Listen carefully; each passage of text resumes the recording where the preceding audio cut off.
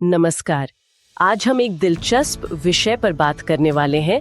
भारत में कम लागत लगाकर रियल एस्टेट का कारोबार कैसे शुरू किया जा सकता है। हाँ, और इसके लिए हमारे पास एक ऑनलाइन गाइड है। असल में ये एक YouTube वीडियो की स्क्रिप्ट है। बिल्कुल, और इस गाइड का मकसद है कि जो लोग इस फील्ड में आना चाहते हैं उन्हें एक तरह से रास्ता दिखाया जाए। तो चलिए इस गाइड की तह तक जाते हैं। जरूर, देखते हैं कि इसमें क्या मुख्य बातें हैं, क्या व्यवहारिक कदम सुझाए गए हैं। ये गाइड रियल एस्टेट को एक गंभीर सफल करियर बनाने पर फोकस करती है। तो सबसे पहले बिल्कुल बेसिक से शुरू करते हैं। ये गाइड रियल एस्टेट कारोबार को कैसे समझाती है, क्या है ये? हाँ, देखिए, बहुत सीधे शब्दों में जमीन, मकान, कोई दुकान हो, फ्लैट्स हो, इनकी खरीद फरोख्त या फिर इनको किराए पर देना। अच्छा, यही है रियल एस्टेट का बिजनेस। गाइड ये भी कहती है कि इसमें अच्छा रिटर्न मिलने की संभावना है, लॉन्ग टर्म ग्रोथ पोटेंशियल है। और भारत में तो ये मार्केट बहुत बड़ा है ना? लाखों लोग हर साल प्रॉपर्टी में डील करते हैं। बिल्कुल, मौके बहुत हैं और इसी खरीद बिक्री या किराएदारी को आसान बनाने वाले होते हैं एजेंट्स या डीलर। हाँ, वो एक तरह से ब्रिज का काम करते हैं, खरीदार और बेचने वाले के बीच। सही कहा, या फिर मकान मालिक और किराएदार के बीच। ठीक है, तो अगर किसी को इस फील्ड में आना है तो गाइड के मुताबिक पहला सबसे जरूरी कदम क्या है? देखिए, गाइड एक बहुत ही महत्वपूर्ण चीज पर जोर देती है, वो है रेरा पंजीकरण। रेरा यानी रियल एस्टेट रेगुलेटरी अथॉरिटी। हाँ बिल्कुल, उसका रजिस्ट्रेशन। गाइड साफ कहती है कि ये अब भारत में हर प्रॉपर्टी एजेंट या डीलर के लिए अनिवार्य है, कंपलसरी। अच्छा, ये तो कानूनी जरूरत हो गई। हाँ, सिर्फ कानूनी जरूरत ही नहीं, ये ग्राहकों में मतलब क्लाइंट्स में भरोसा बनाने का भी पहला कदम है। इसके बिना काम करना मुश्किल है। समझ गई। तो रेरा रजिस्ट्रेशन हो गया, लेकिन सिर्फ कागजी कार्रवाई से तो काम नहीं चलेगा। जमीन पर मतलब फील्ड में क्या करना होगा? सही बात है। गाइड कहती है कि जो लोकल बिल्डर्स हैं, डेवलपर्स हैं, उनके साथ अच्छे रिश्ते बनाना, एक नेटवर्क तैयार करना बहुत जरूरी है। हाँ, कॉन्टैक्ट्स तो हर बिजनेस में जरूरी होते हैं। बिल्कुल, और साथ ही आज के जमाने में ऑनलाइन प्रेजेंस वो भी उतनी ही जरूरी है, जैसे अपनी वेबसाइट बनाना, व्हाट्सएप बिजनेस अकाउंट यूज करना, शायद एक यूट्यूब चैनल भी। ओह हाँ, डिजिटल प्रेजेंस तो आजकल मस्ट है। तो मतलब लोकल नेटवर्क भी और ऑनलाइन पहचान भी, दोनों।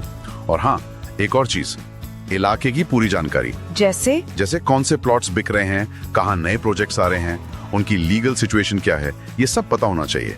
लेकिन गाइड एक बात पर सबसे ज्यादा जोर देती है। वो क्या है? ग्राहकों का विश्वास जीतना, ट्रस्ट।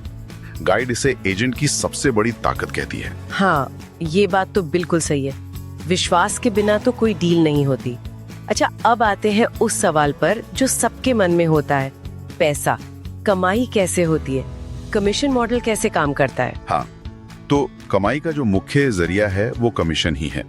गाइड ने एक उदाहरण भी दिया है। मान लीजिए 10 लाख का कोई प्लॉट बिकवाया, ठीक है, और अगर 2% कमीशन तय हुआ है तो सीधे सीधे 20,000 रुपए की कमाई हो गई। 2% सुनने में शायद कम लगे, लेकिन अगर प्रॉपर्टी की वैल्यू ज्यादा हो तब तो ये अमाउंट काफी बड़ा हो सकता है। बिल्कुल, गाइड के मुताबिक जो बड़े प्रोजेक्ट्स होते हैं या महंगी प्रॉपर्टीज होती हैं, उनमें कमीशन लाखों में भी जा सकता है। 1 लाख रुपए, 5 लाख रुपए या उससे भी ज्यादा, ये डील पर निर्भर करता है। वाह, तो पोटेंशियल तो काफी है। हाँ, और सिर्फ बेचना ही नहीं, गाइड दूसरे रास्तों का भी जिक्र करती है, जैसे रेंटल सर्विस देना, मतलब किराए पर प्रॉपर्टी दिलवाना। अच्छा, वो भी एक ऑप्शन है। हाँ, या फिर कंस्ट्रक्शन में मदद करना या पुरानी प्रॉपर्टी को रीसेल करना, इनसे भी कमाई हो सकती है। ठीक है, तो कमाई के कई तरीके हैं, लेकिन इस फील्ड में लंबे समय तक टिके रहने के लिए, सफल होने के लिए गाइड क्या खास बातें बताती है, क्या चीजें जरूरी हैं? कुछ चीजें हैं जिन पर गाइड बार बार जोर देती है। पहला, जैसा हमने पहले भी कहा, ईमानदारी और ग्राहकों का भरोसा,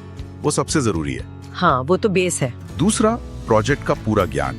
जिस भी प्रॉपर्टी या प्रोजेक्ट को आप डील कर रहे हैं उसकी पूरी जानकारी, लोकेशन कैसी है, आसपास क्या डेवलपमेंट हो रहा है, कानूनी पचड़े तो नहीं है, सब कुछ। और आजकल के हिसाब से डिजिटल स्किल्स। हाँ बिल्कुल, गाइड कहती है कि डिजिटल मार्केटिंग सीखना बहुत जरूरी है, जैसे फेसबुक पर एड कैसे चलाएं, यूट्यूब के लिए छोटी वीडियोस मतलब रील्स कैसे बनाएं, गूगल माई बिजनेस प्रोफाइल भी शायद। हाँ, उसे मैनेज करना, ये सब सीखना होगा।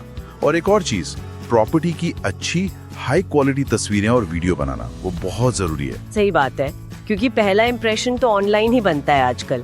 प्रेजेंटेशन बहुत मायने रखता है। एग्जैक्टली, और क्लाइंट से बातचीत का तरीका भी। गाइड कहती है कि तेजी से जवाब देना, मतलब रिस्पॉन्सिव होना, और डील के बाद भी फॉलो अप करना। हाँ, वो रिश्ता बनाए रखना। बिल्कुल, उससे विश्वास और गहरा होता है। तो अगर हम पूरी बात को समेटें तो ये गाइड बताती है कि रियल एस्टेट में कम पैसे से शुरुआत तो हो सकती है, लेकिन ये कोई फटाफट अमीर बनने वाली स्कीम नहीं है। नहीं, बिल्कुल नहीं। मेहनत लगेगी, सही जानकारी चाहिए, नेटवर्क बनाना होगा और आजकल के डिजिटल तरीके अपनाने होंगे। एकदम सही कहा। गाइड का निचोड़ यही है कि अगर तैयारी हो, ज्ञान हो और सही रणनीति अपनाई जाए तो कम निवेश में भी इस क्षेत्र में अच्छी सफलता मिल सकती है। ये लो कॉस्ट एंट्री जरूर है, पर नो एफर्ट बिल्कुल नहीं है। इस पूरी बातचीत से एक दिलचस्प सवाल मेरे मन में आ रहा है। ये गाइड देखिए, एक तरफ तो भरोसे जैसे पुराने टाइमलेस उसूलों पर जोर दे रही है। हाँ, ईमानदारी, विश्वास। और दूसरी तरफ डिजिटल मार्केटिंग, ऑनलाइन प्रेजेंस जैसे बिल्कुल नए जमाने के तरीकों पर भी। हाँ, ये एक इंटरेस्टिंग कॉम्बिनेशन है। तो सवाल ये उठता है कि आज जब सब कुछ इतना डिजिटल हो गया है, तब भी क्या वो व्यक्तिगत भरोसा, वो इंसानी रिश्ता उतना ही जरूरी है? ये बहुत अच्छा सवाल है। और कैसे दोनों चीजें, टेक्नोलॉजी और वो ह्यूमन टच, मिलकर इस बिजनेस में कामयाबी दिलाते हैं। शायद यही आज के रियल एस्टेट एजेंट के लिए सबसे बड़ा चैलेंज और मौका है। बिल्कुल, इस पर सोचना चाहिए।